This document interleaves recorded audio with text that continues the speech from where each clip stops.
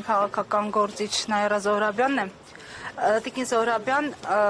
հենց սկսենք այս նիստով Արմեն Աշոտյանի ինչ սպասել, ինչպեսի զարգացում։ Տեսեք, հունիսի 11-ին լրանալու է երկրորդ տարին այս խայտարակ քաղաքական ֆարսի։ Երեք ազգային ժողովում լսում եմ գլխավոր դատախազի մարդը, այդ տիկինը, գլխավոր դատախազի ուսադիրներ կրող տիկինը հայտարարում է, որ բանավոր պայմանավորվածության արդյունքում մենք հանել ենք հետախուզումը ուղիղ եթերում, հիշում եք, վիժված ադրբեջանցի մարդասպան մարդ գլխատող Զեյնալի հանդեպ Հայաստանը բանավոր պայմանավորվածության արդյունքում հանել է հետախուզումը, կրկնում եմ, այդ կադրերը մենք բոլորս տեսել ենք, թե ինչպես էր ադրբեջանցի վիժվածքը ուղիղ եթերում, մորթում, գլխատում 82-ամյա տարեց արցախցուն։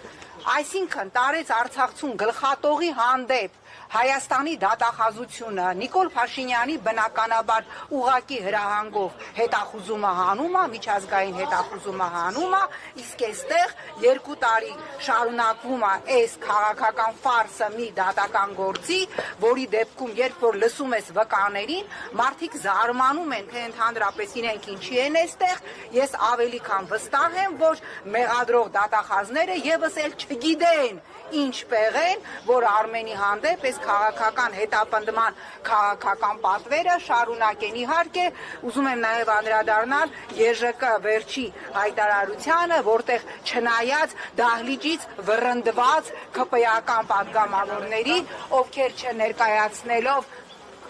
ԿՊ-ն, կներեք, ովքեր չներկայացնելով ԿՊ-ն գնացել եւ չներկայացնելով ԵԺԿ-ն գնացել եւ նստել էին ԵԺԿ նիստին եւ ինչպես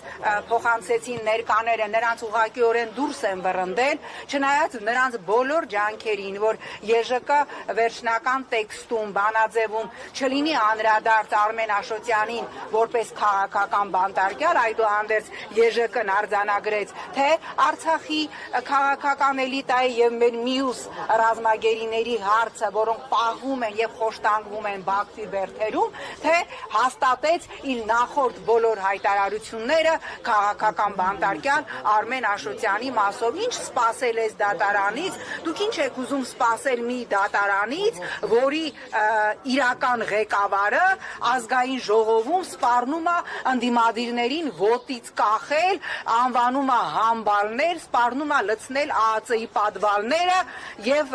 չգիտեմ ինչ եք սպասում մի դատարանից։ Ես ընդամենը կարող եմ մեկ բան ասել, քանի Նիկոլ Փաշինյանը իշխանության է, Հայաստանը շարունակելու է գահավիժել դեպի տոտալիտար բռնապետություն։ Մենք այսօր տեսնում ենք, որ այլևս ոչ միայն արդարացվում է ֆաշիզմը, այլև Նիկոլ Փաշինյանը նյու ֆաշիզմի կրող է փորձում հանդիսանալ իր տարբեր կալիբրի քարոզիչների շպրտելով հմեկի եթեր, որ փորձեն նաև մեր պատմության մի կարևոր մեզ համար կարևոր հաղթանակած մաս եւս պղծել։ Քանի Նիկոլ Փաշինյանը կա, մտածել, որ այս քաղաքական դատավարությունները դադարելու են աբսուրդ է, ես պարզապես վերջի անգամ ուզում եմ դիմել դատավոր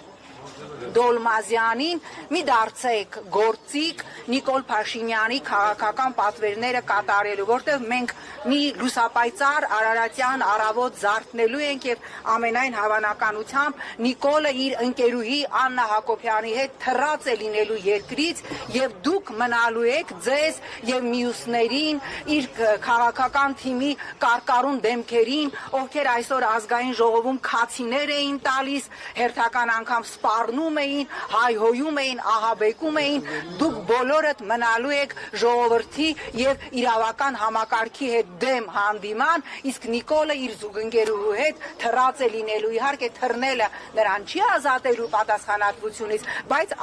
այդուհանդերձ, եթե մի այսքան խոհեմություն ունեք, այս քաղաքական ֆարսը, մյուս բոլոր քաղաքական ֆարսերը, լրատվամիջոցների դեմ հարուցված քրեական գործերը, այս ամենը պիտի դադարեցվի։ Yes,